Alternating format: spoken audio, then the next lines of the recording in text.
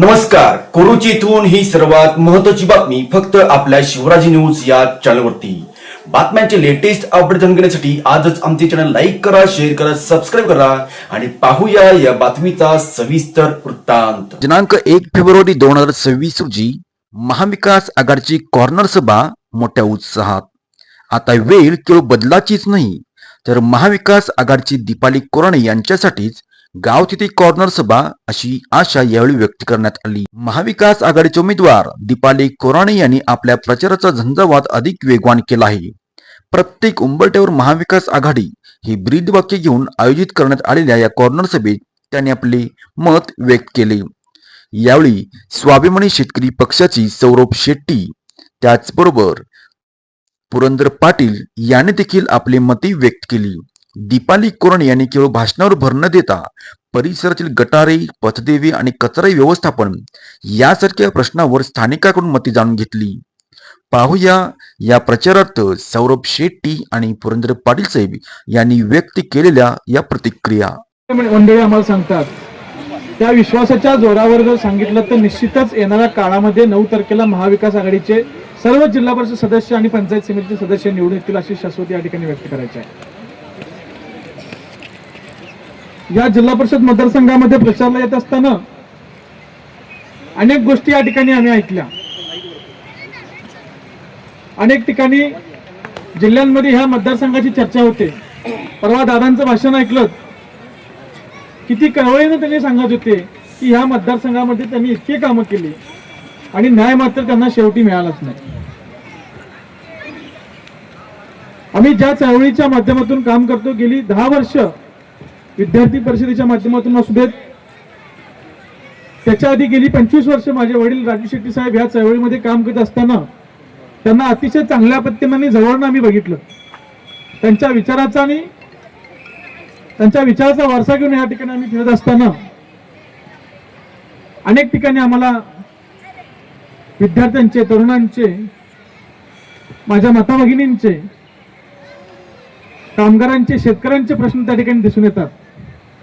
आणि सगळ्याच निवडणुकांमध्ये उमेदवार येतात, तुम्हा आम्हाला आश्वासन देतात, पण आजपर्यंत खऱ्या अर्थानं किती आमची कामं झाली आणि किती होणार आहेत हे मात्र आपल्याला सगळ्यांना चांगलं माहिती आहे. त्यामध्ये रोजगाराचा मोठा प्रश्न आहे, तरुणांच्या, विद्यार्थ्यांचा मोठा प्रश्न आहे, शिक्षणाचा मोठा प्रश्न आहे.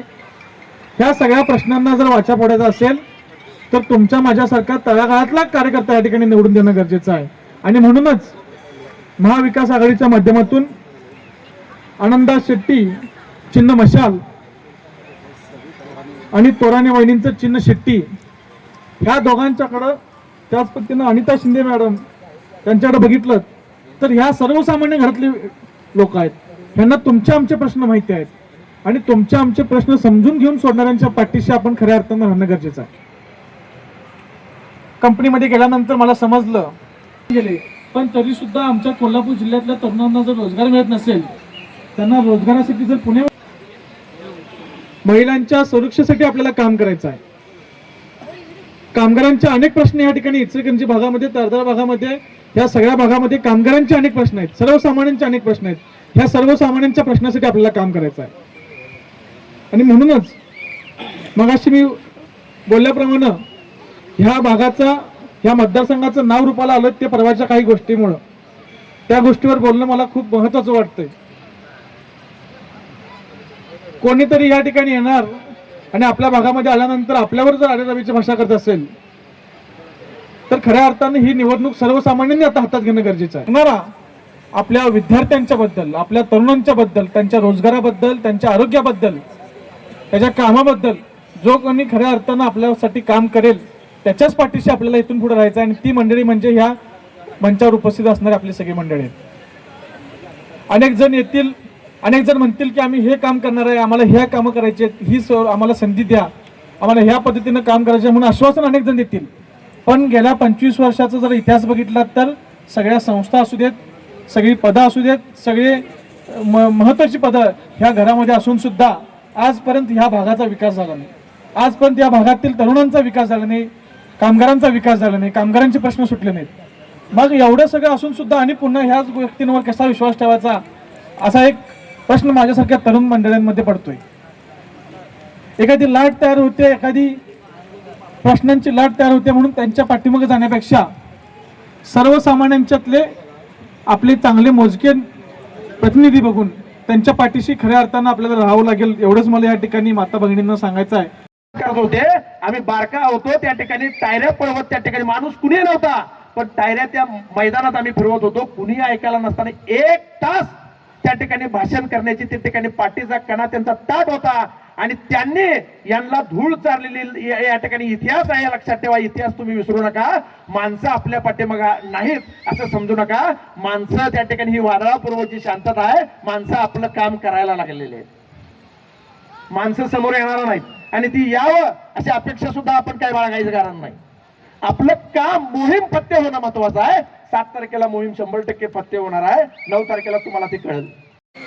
वाटलं नाही तुम्हाला जे काय पाहिजे ते सगळं मला पाहिजे अशा भूमिकेतनं उमेदवारी दिली आणि नंतर झालं असं कारंडे साहेब, ज्या वेळेला आम्ही स्वाभिमानी पक्षाची उमेदवारी या विनोद कुराणेंच्या वहिनींना त्या ठिकाणी दिली, गडी रात्रीतनं त्याच्या घरापर्यंत पोहोचले.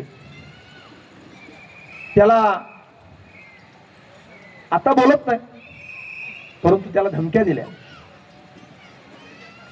त्याच्यावर दादागिरी केली. अरे बाबा, आम्ही काय थंड रक्ताचे नाही, त्यामुळं धमक्या देणं, दादागिरी करणं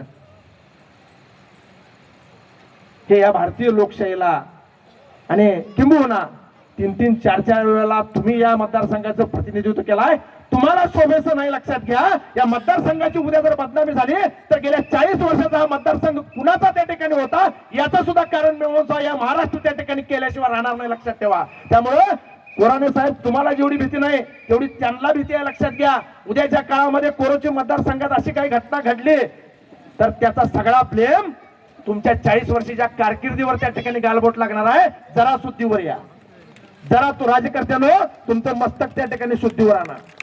सत्तेच्या जोरावर आणि ताकदीच्या जोरावर तुम्ही अशा पद्धतीची जर दडपशाही करणार असाल तर लोक तुम्हाला पाहत आहेत.